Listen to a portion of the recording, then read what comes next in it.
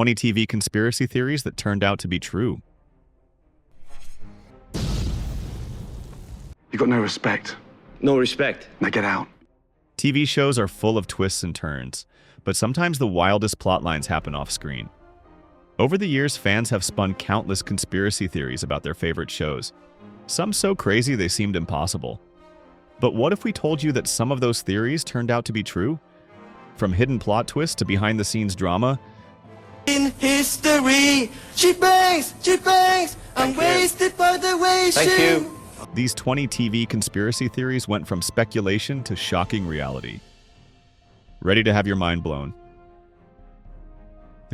So we wouldn't have to hear this in the house. The Cosby Show ignored accusations against Bill Cosby. Despite its celebrated depiction of a black family, The Cosby Show carried a hidden burden: persistent rumors about Bill Cosby's inappropriate conduct. Throughout the show's run, whispers and veiled allusions from individuals like Joan Tarshies and Wendy Williams hinted at problematic behavior. Publications like the National Enquirer even published accounts detailing some of these claims. Yet, these stories were largely disregarded by mainstream media and the general public, unable to pierce the seemingly flawless image of America's dad. The allegations against Cosby remained peripheral for decades, eclipsed by The Cosby Show's immense popularity and the lead actor's meticulously crafted public persona. Only much later, especially after 2014, did a wave of similar accusations finally break through, capturing widespread attention and ultimately leading to Cosby's disgrace. This jarring discrepancy between his on-screen character and off-screen actions created a deeply unsettling picture. The eventual validation of these long-standing accusations permanently stained The Cosby Show's legacy. A series once hailed as groundbreaking and heartwarming was now viewed through a tainted lens, inextricably linked to the grave accusations against its star. The show's nostalgic appeal for many was profoundly affected by the uncovered truth. Individuals who came forward later expressed the painful experience of being dismissed during the show's initial run. This feeling speaks volumes about the early disregard for the accusations and the protective shield surrounding Cosby's public image. The delayed recognition of the allegations against Bill Cosby exposed a profound failure to address serious claims of harmful behavior and revealed the vast gulf that can separate carefully constructed public image from the harsh reality of private actions. Sex and the City ended due to conflicts between cast members. Persistent rumors of off-screen tension, especially between Sarah Jessica Parker and Kim Cattrall, plagued Sex and the City, the groundbreaking series about female friendship and urban life. Whispers frequently focused on salary discrepancies, suggesting that unequal pay grew into a major point of contention. While the original series finale provided a sense of closure, it failed to silence speculation about behind-the-scenes friction influencing its conclusion. The revival series, And Just Like That, premiering without Kim Cattrall's iconic Samantha Jones, made the rumored conflict undeniable. Sarah Jessica Parker's public statements about Cattrall's disinterest in returning further solidified the narrative of a broken relationship. The absence of Samantha, a crucial element of the show's dynamic, served as a stark reminder of the off-screen drama that had infiltrated the beloved series. The reunion, designed to celebrate the show's legacy, was conspicuously lacking a key component because of these personal clashes. Over the years, the public feud between Parker and Cattrall unfolded in the media, marked by pointed comments and veiled accusations. This real-life drama, unfortunately, mirrored the very on-screen connections that had captivated audiences. Both the original ending and the revival's structure were undeniably affected by these personal conflicts, shaping the show's narrative. Kim Cattrall addressed the pay disparity, stating, "I didn't want to compromise what that show was to me to just be there. And the show to me was always 6 women. And for me, it felt like that was really the way to keep the franchise with respect to the audience." This quote highlights the financial issues and her perspective on preserving the show's essence. Kim Cattrall's eventual, if brief, appearance in And Just Like That's second season only emphasized the feud's lasting impact and its profound influence on the Sex and the City narrative, validating long-held suspicions surrounding the cast's interpersonal dynamics. Prepare to be surprised, stay tuned, and comment 1 if you make it to the end. Patrick Dempsey's Grey's Anatomy departure was due to bad behavior. So we're kissing, but we're not dating? I knew that was going to come up. Patrick Dempsey, affectionately known as McDreamy, was a core figure in Grey's Anatomy for over 10 years. His abrupt departure was initially explained as a desire to prioritize family and explore other opportunities. However, a different account emerged, suggesting a much less amicable exit. A persistent theory proposed that Dempsey's on-set conduct was the real reason for his character's demise. Rumors of unprofessionalism and a difficult work environment had circulated for years but were largely dismissed as hearsay. This theory suggested Dempsey's actions created tension and negatively affected production. It implied his behavior went beyond minor disagreements and became serious enough to justify his removal from the series. The release of a book detailing the behind-the-scenes workings of Grey's Anatomy lifted the veil of secrecy. The book supported the theory, revealing that Dempsey's conduct had become problematic, requiring intervention from human resources and ultimately contributing to the decision to write his character out of the show. This confirmation validated years of speculation about the real reasons behind his exit.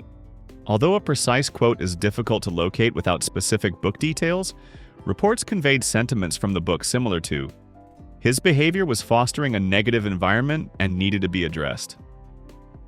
This sentiment reflects the essence of the disclosed information. Izzy Stevens' storyline in Grey's Anatomy was used to punish Katherine Heigl. Katherine Heigl's portrayal of Izzy Stevens on Grey's Anatomy initially garnered much affection, but behind the scenes, rumors of difficult behavior began to circulate.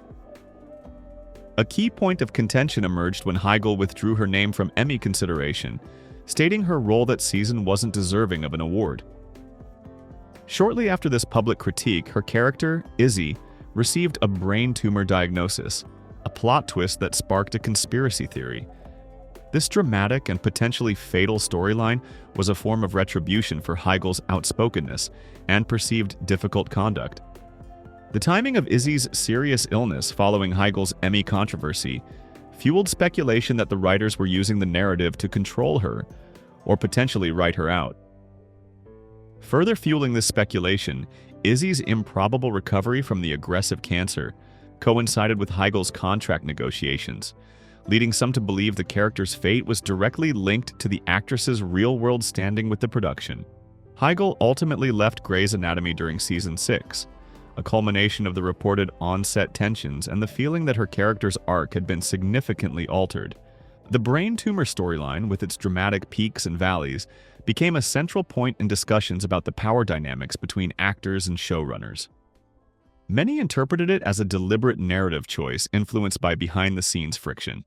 Years later, Katherine Heigl reflected on this time, stating, "I know there's a perception that I am a difficult person and that I'm rude and ungrateful. I wasn't then, and I'm definitely not now." While not directly addressing the tumor storyline as punishment, her acknowledgement of a negative perception during that period supports the idea that her behavior impacted her character's path. The controversy surrounding Izzy's brain tumor serves as a stark illustration of how reported production difficulties can seep into a show's creative direction, leaving audiences to speculate about the true motivations behind dramatic plot choices. Jay Thomas was written off Cheers because of comments about kissing Rhea Perlman. The strange and rather morbid demise of Carla's husband, Eddie LeBeck on Cheers, has long been connected to an incident away from the set. Actor Jay Thomas, who portrayed Eddie, allegedly made jokes on his radio show expressing his dislike of kissing Rhea Perlman, Carla's actress. Thomas himself was convinced these comments directly resulted in his character being written off the series. A Cheers writer later substantiated this theory, confirming that Thomas's remarks were indeed the cause of Eddie's sudden and unfortunate end. The writers didn't merely kill off the character, they compounded the situation by posthumously revealing Eddie as a man with multiple wives, further damaging his image. Thomas acknowledged the situation plainly, stating, "That was it. I was off the show." This brief statement perfectly captures the direct link between his offhand remarks and his character's fate. Eddie's death storyline became a direct result of the actor's off-air comments. What seemed like a harmless joke from Thomas had significant consequences for his role on the popular sitcom. This incident underscores how impactful an actor's public statements can be, influencing their character's trajectory and potentially exposing tensions within the cast dynamic. Seinfeld killed off Susan due to actress's unpopularity. I can't do it. Help me, Jerry. Help me. Why don't you just break it off with her? Tell her it's over! The sudden and unusual death of George's fiancée, Susan, on Seinfeld prompted a persistent theory. Actress Heidi Swedberg was written out because she wasn't popular with the cast.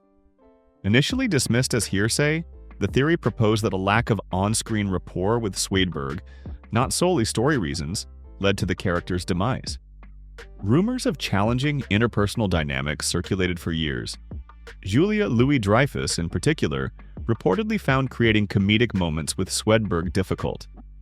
This awkwardness, the theory claimed, influenced the writing and ultimately led to the drastic decision to remove Susan. The unusual circumstances of her death, from licking toxic adhesive on wedding invitation envelopes, only amplified speculation about underlying motivations. The truth surfaced during a radio interview. Jason Alexander, who played George, confirmed the cast's struggles working with Swedberg. He recounted Julia Louis-Dreyfus jokingly suggesting that Susan be written out, an idea writer Larry David readily adopted. This admission validated long-held suspicions about behind-the-scenes dynamics affecting the storyline. Jason Alexander explained, "I couldn't figure out how to play off of her. Her instincts for doing a scene in mine were always misfiring." This quote highlights the fundamental incompatibility of acting styles that reportedly contributed to the decision. This confirmation paints a less than ideal picture of the beloved sitcom's creative process. It demonstrates how interpersonal dynamics, not just artistic choices, can shape narrative outcomes, changing how viewers perceive Susan's controversial exit and the show's overall production. John Amos was fired from Good Times. The unexpected and off-screen death of James Evans on Good Times stunned viewers. The official explanation was that John Amos, the actor portraying James, left to pursue film opportunities. However, persistent rumors suggested a less agreeable departure, claiming Amos was terminated due to creative differences with the show's direction. This theory was frequently downplayed, emphasizing Amos's stated desire to focus on film roles. Many viewers accepted the network's explanation, viewing the character's exit as a natural progression within the storyline. The central point of contention was Amos's outspoken criticism of the show's increasing reliance on the comedic antics of his on-screen son, JJ, portrayed by Jimmy Walker. JJ's catchphrase, "Dynamite." Swing and slapstick routines became a major focus, a shift Amos felt detracted from the show's initial aim of realistically depicting the experiences of a black family living in a Chicago housing project. His dissatisfaction with this change in tone reportedly caused friction with the show's producers. Years later, accounts from Amos and other sources confirmed the rumors. He openly detailed his frustration with the show's evolving direction and his objections to what he perceived as a shift towards stereotypical portrayals instead of authentic representation. This confirmed long-held suspicions that career ambitions were not his sole reason for leaving. In an interview, John Amos stated, "I wanted to present a more fully rounded picture of a black family, not just the comedic elements." This statement summarizes his central disagreement with the show's evolving focus. The confirmation that Amos was dismissed due to creative differences exposed a tension between artistic vision and commercial success in television. It highlighted how behind-the-scenes conflicts can dramatically impact beloved series and ignited discussions about authentic representation and the responsibility of portraying genuine stories on screen.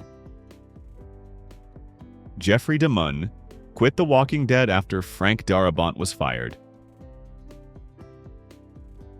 The surprising and premature death of Dale Horvath on The Walking Dead, a departure from the comic book storyline, fueled speculation about actor Jeffrey DeMunn's exit.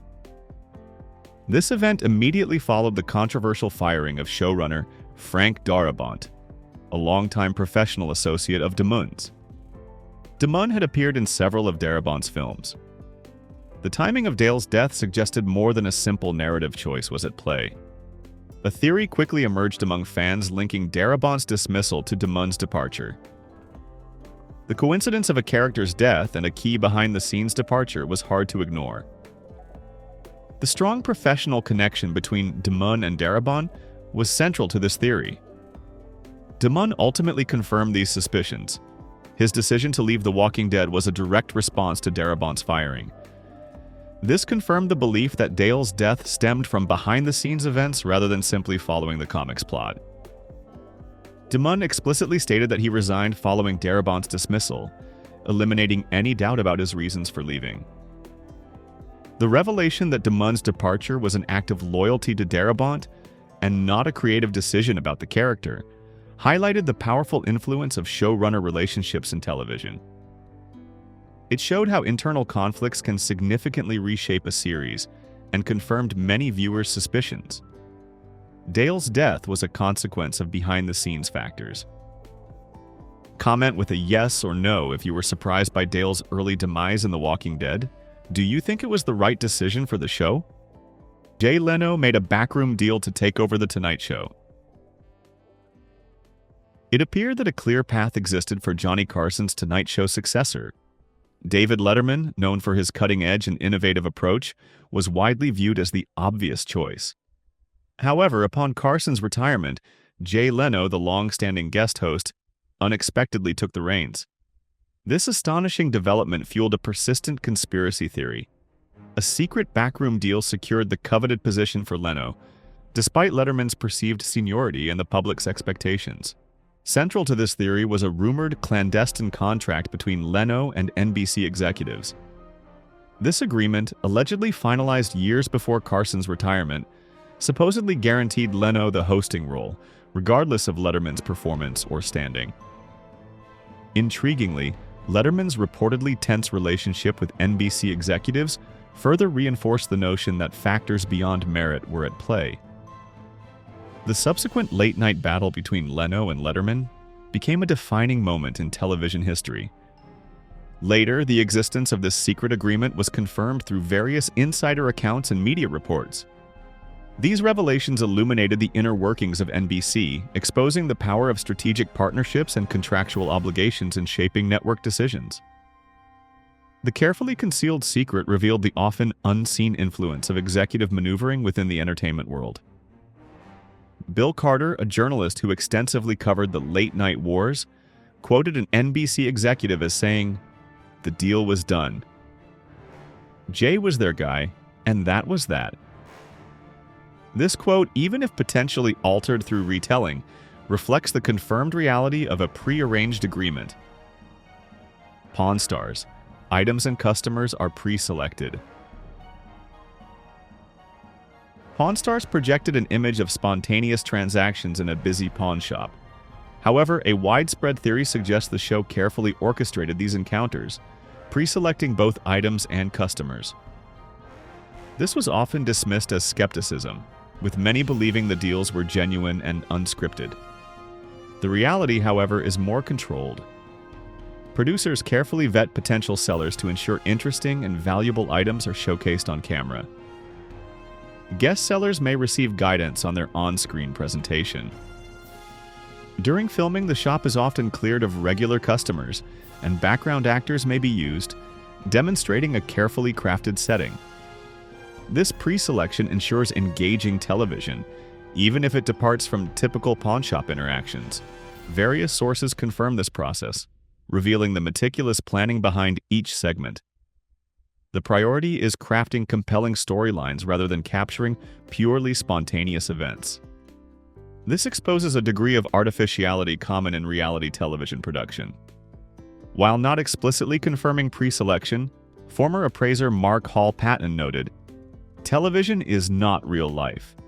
You're getting a version of reality that's been put together to tell a story.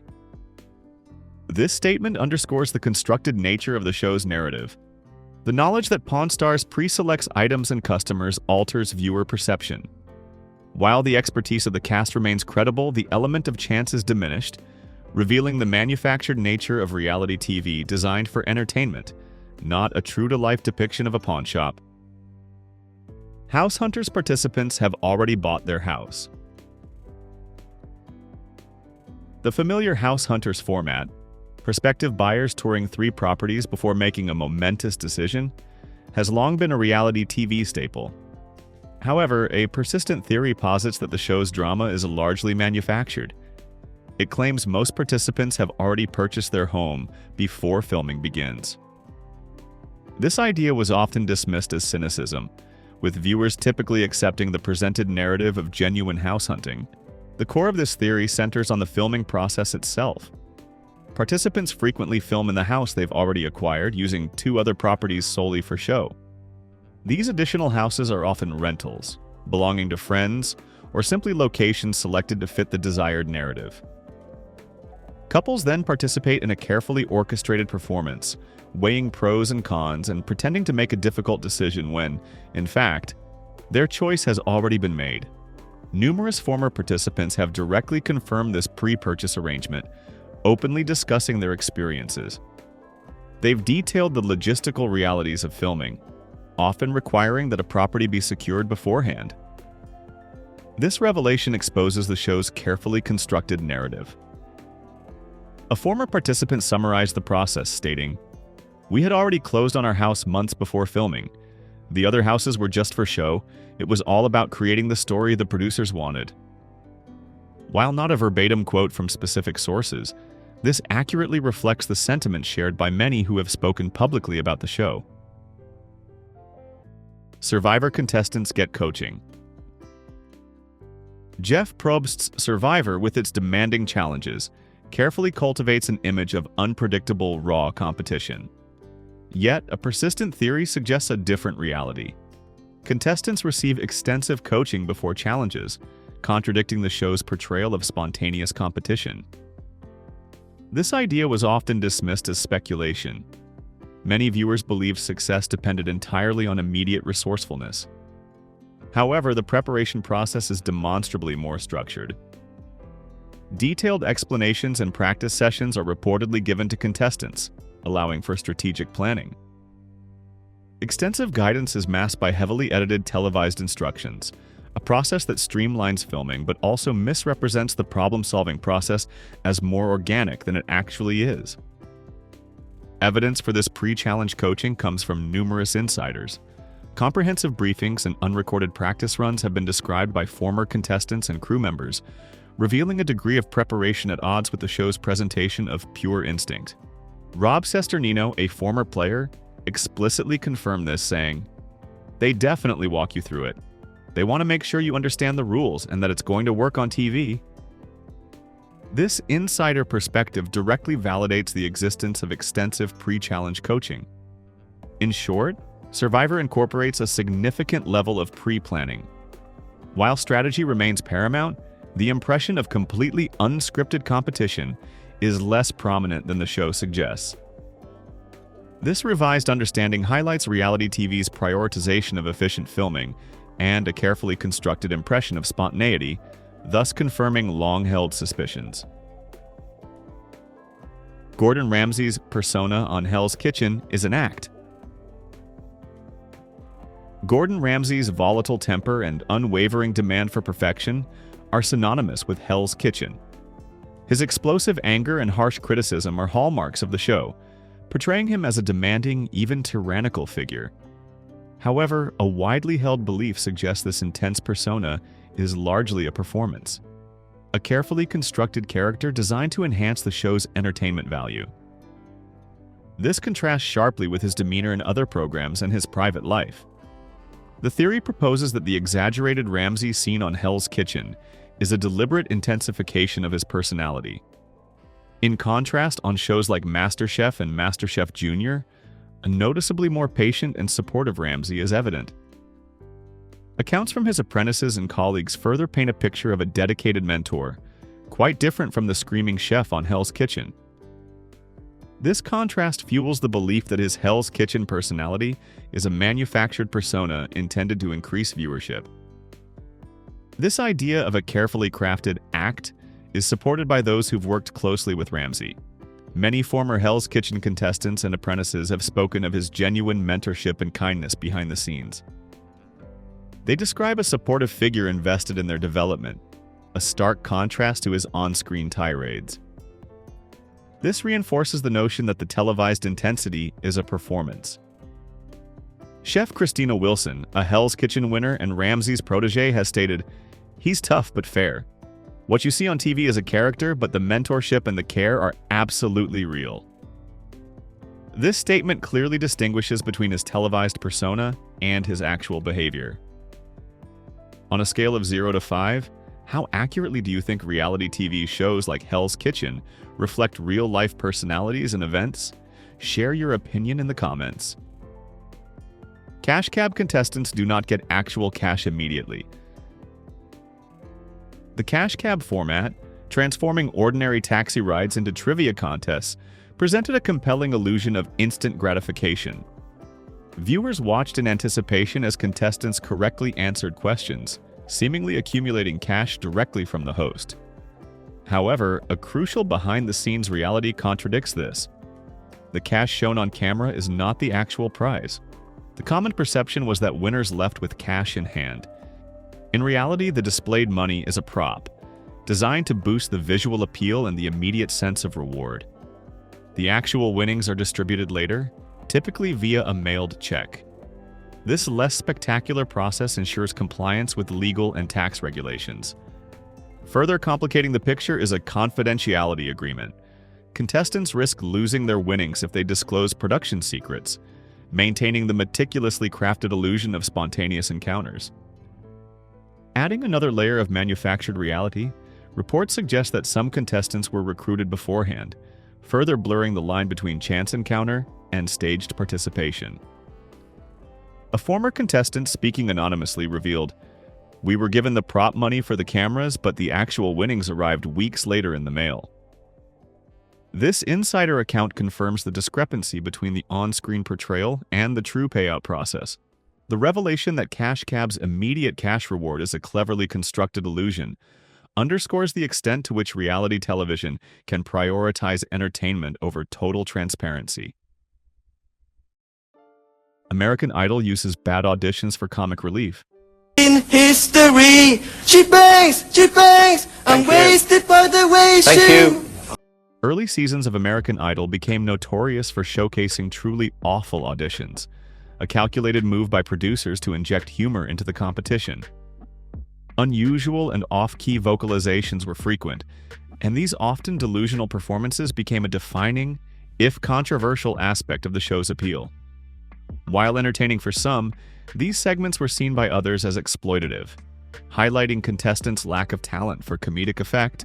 This strategy of showcasing poor auditions was a calculated effort to boost viewership through humor, even if it arguably came at the expense of contestants' dignity. The juxtaposition of genuinely talented singers with comically bad performances created a dramatic, frequently cringeworthy viewing experience. However, this approach eventually evolved. Producer Trish Kanan, during the 2018 revival, consciously decided to eliminate the bad audition trope. The show demonstrated the ability to thrive without relying on humiliation. This shift stemmed from evolving concerns about the ethics of exploiting individuals for entertainment. Kanan stated, "We really wanted to celebrate the talent and not make fun of people." This perfectly encapsulates the change in the show's philosophy, highlighting how the initial, though controversial, decision to include poor auditions eventually gave way to a more talent-focused approach. Producers control The Bachelor's dating outcomes. The Bachelor franchise presents a quest for love, yet producers exert significant influence behind the scenes.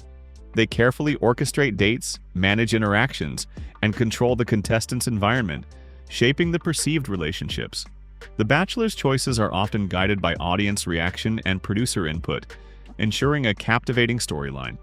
Contestant eliminations and advancements are strategically planned, creating manufactured drama, even manipulating events like rose ceremonies. The intense pressure to form relationships is artificial, a construct designed to maintain the show's narrative momentum. Ultimately, The Bachelor prioritizes producing compelling television, revealing the search for love as a carefully crafted, rather than organic, television spectacle. Legends of the Hidden Temple was rigged. Producers were only allowed to give out 8 championships a year, so there was a budget. With its iconic host Kirk Fogg, Legends of the Hidden Temple captivated young audiences with promises of adventure and treasure. Yet, a persistent theory suggested the final temple runs weren't entirely fair. It alleged producers manipulated outcomes due to budgetary limitations on prize payouts, supposedly implementing a cap on annual winners and therefore influencing the final segment. Initially dismissed as mere speculation or the complaints of disappointed contestants, the theory lingered. Years later, however, the truth emerged. Kirk Fogg himself confirmed the significant impact of budget constraints on the show. He admitted producers were invested in controlling the number of victorious contestants, validating long-held suspicions of behind-the-scenes interference. This revelation shattered the carefully constructed illusion of pure, unadulterated competition. Confirmation came directly from Fogg, the show's host. He stated there was a budget, and they didn't want kids winning every single time. There were times when you could tell they almost wouldn't help you as much if they knew they were getting close to their limit. This statement explicitly confirms the manipulation stemming from financial concerns. This revelation profoundly changed public perception of this beloved show. It exposed a layer of artificiality where financial considerations sometimes superseded genuine competition. The nostalgic memories of many are now tinged with the knowledge that the climactic temple run wasn't always a fair test of skill and chance, validating years of fan speculation about the show's inherent fairness. Quiz shows in the 1950s were rigged. The enormous popularity of 1950s quiz shows, including 21, was shattered by the exposure of widespread cheating. Audiences were captivated by what appeared to be genuine intellectual competitions, especially the dramatic rivalry between Charles Van Doren and Herbert Stempel. However, Stempel's revelations exposed the shocking truth. The shows were fixed. Contestants, Van Doren among them, were given answers beforehand and coached on how to heighten dramatic tension. Subsequent congressional investigations confirmed these accusations, demonstrating that this practice was widespread across numerous quiz shows.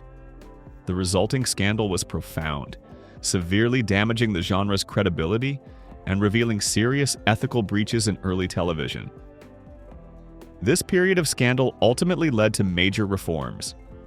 The quiz show format eventually saw a resurgence with programs such as Jeopardy! Which implemented much stricter rules and oversight to prevent similar manipulation. The Ingram incident on Who Wants to Be a Millionaire was a cheating scandal. Charles Ingram's astonishing £1 million win on the British Who Wants to Be a Millionaire became infamous as the coughing major scandal. His hesitant yet remarkably successful answers immediately raised suspicions among the show's producers. His performance was strikingly different from previous contestants, appearing suspiciously fortunate. These suspicions were not unfounded. A review of the recordings revealed a pattern of coughs at critical moments. These coughs, originating from a fellow contestant in the waiting area and Ingram's wife Diana in the audience, were precisely timed to coincide with the correct answer options being read. This compelling auditory evidence strongly suggested a coordinated effort to signal the answers to Ingram. The discovery of this coded communication led to a full investigation, resulting in fraud charges against Charles Ingram, his wife, and the other contestant, Tequin Whittock. The subsequent trial captivated the public, exposing their elaborate scheme to defraud the show. The evidence proved conclusive, leading to their convictions. As the evidence mounted, prosecutor Jonathan Rees QC stated, "The prosecution case is that this was a carefully planned fraud." This succinct statement emphasizes the deliberate nature of their actions. The Ingram incident exposed the vulnerability of even immensely popular game shows to sophisticated cheating. The scandal resulted in criminal convictions and profoundly impacted public trust in game show integrity, serving as a stark reminder of the lengths some will go to for financial gain and the need for stringent security measures in televised competitions. You got no respect. No respect. Now get out. And there you have it, the truth, or at least a closer look at the truth, behind some of television's most intriguing conspiracy theories. One thing is certain, the world of television is often more complex than it initially appears. These stories highlight the importance of questioning what we see and maintaining a curious perspective on the world around us. In history, she bangs, I'm wasted by the way she... Thank you. What's your favorite theory? Do you know of any we missed? Share your thoughts in the comments. We'd love to hear from you. Thanks for watching, and we'll see you in the next one.